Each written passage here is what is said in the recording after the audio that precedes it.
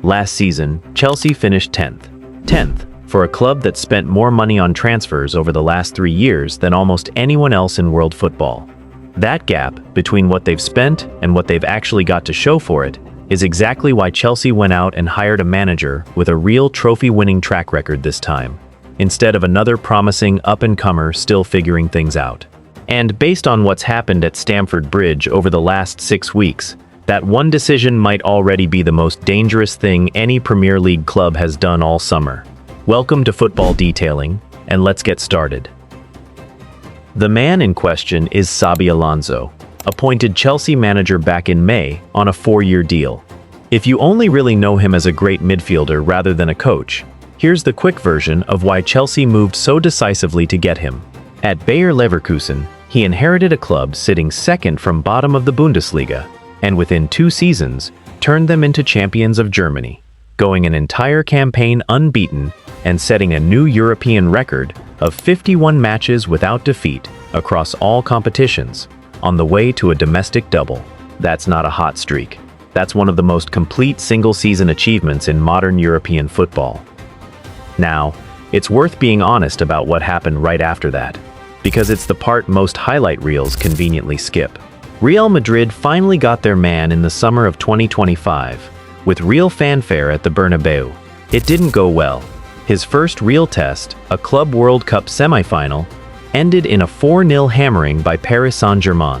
Madrid actually started strong domestically, winning 10 of their first 11 La Liga matches, but things faded from there, with defeats to Liverpool, Celta Vigo, and Manchester City piling up, alongside reported friction inside the dressing room, including Vinicius Jr. publicly complaining about being substituted. After a Spanish Super Cup final loss to Barcelona in January 2026, Real Madrid and Alonso parted ways by mutual consent, just 233 days into the job.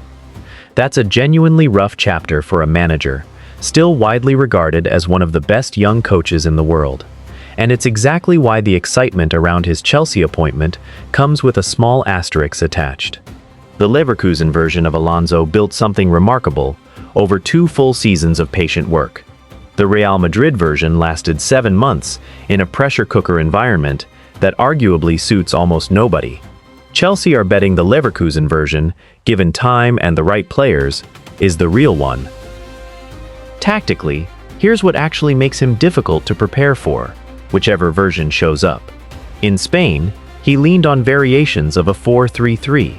In Germany, he found even more success with a back 3, a 3-4-2-1 shape that let his wing-backs bomb forward, while 3 center-backs and a double pivot in front of them controlled the game through the middle of the pitch. He's not married to one system, he adapts the shape to whoever he's got available, and that flexibility is exactly why Chelsea's summer business looks less like a shopping spree and more like a very specific set of puzzle pieces being slotted into place, one at a time. Start with the signing that set the tone for the whole window. Chelsea broke their own transfer record to sign Morgan Rogers from Aston Villa for £117 million, beating Arsenal to his signature and making him, in the process, the most expensive English footballer in history. Rogers has signed a 7-year contract at Stamford Bridge, and locking down a versatile, high-ceiling attacker still just in his early 20s for that long gives Alonso exactly the kind of long-term creative spine his system runs on, whether Rogers ends up playing centrally or off the left in a front 3. It also fits a pattern Blueco have leaned on since taking over the club, prioritizing younger players on longer contracts, spreading the cost out over time, and building genuine depth for years rather than one single season. Even if that same approach has occasionally been blamed for leaving Chelsea with a bloated, hard-to-manage squad in the past. Then came the signing that actually tells you Alonso isn't just collecting talent, he's building a specific defensive shape. Chelsea agreed a deal in the region of £50 million for Crystal Palace centre-back Maxence Lacroix, a player who spent the last 2 seasons playing that exact same 3-man system under Oliver Glasner at Selhurst Park. This isn't a centre-back being asked to learn a brand new role on the fly. This is someone who already knows the job Alonso needs done, on day 1, with basically 0 adjustment period.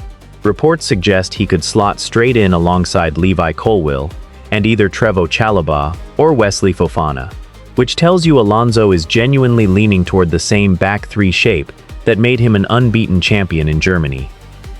Out wide, Chelsea moved for Marco Palestra, a 21-year-old right-back who spent last season on loan at Cagliari from Atalanta and was actually named the best defender in all of Serie A, largely because of how much he contributed going forward.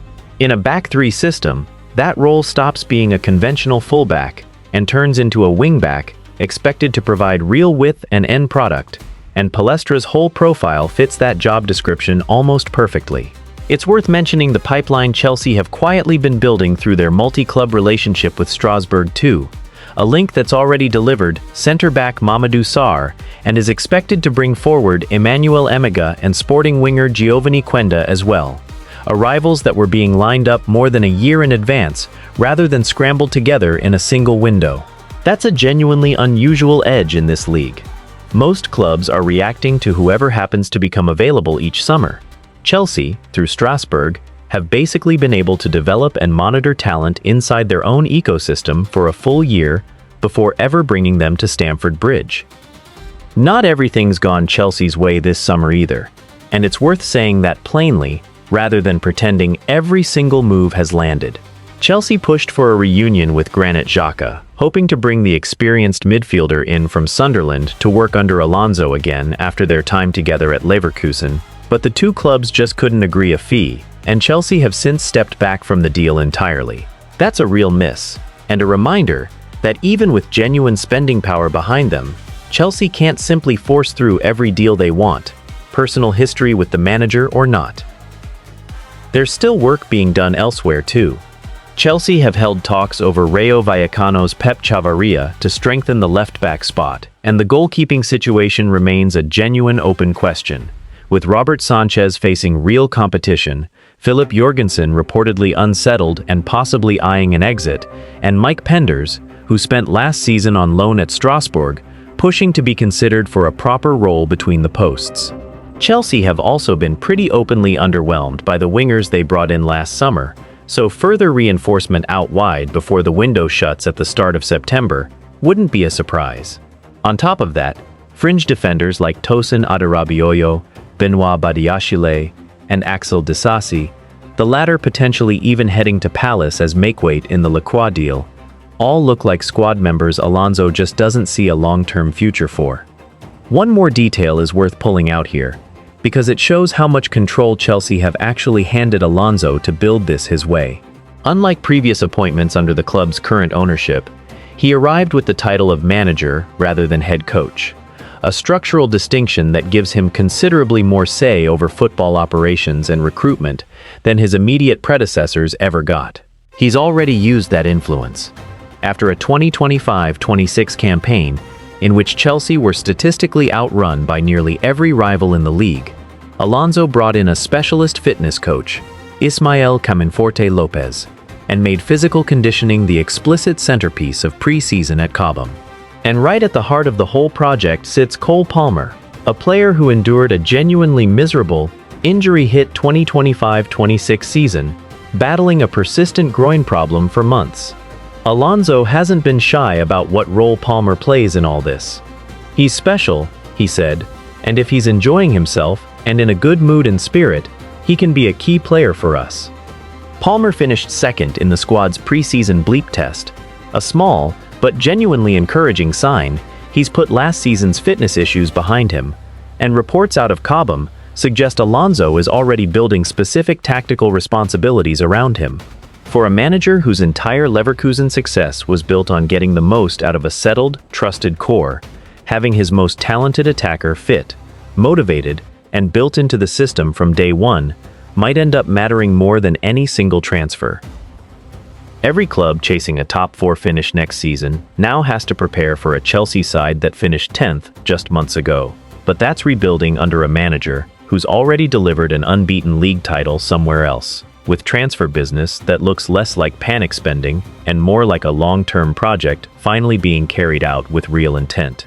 And to understand why that stability actually matters so much for this specific club, it helps to remember just how chaotic the years before Alonso had been.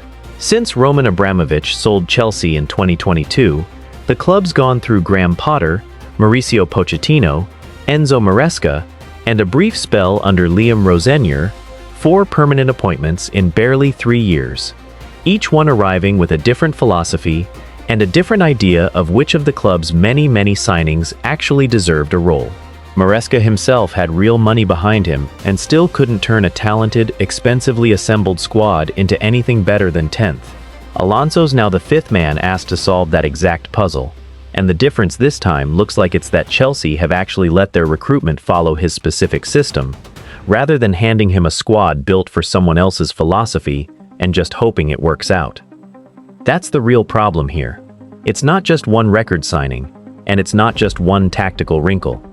It's a club that spent years throwing money around without a clear identity, finally pairing that financial power with a manager who genuinely knows what identity he wants to build, and recruiting with real precision to get there, even while carrying the very real risk that the grind of a full Premier League season could expose the same cracks that ended his time in Madrid after barely half a year. If you enjoyed this breakdown of what Xabi Alonso is actually building at Stamford Bridge, make sure you're subscribed to Football Detailing for more tactical deep dives like this one. And let me know in the comments if you think Chelsea can genuinely challenge for the title next season.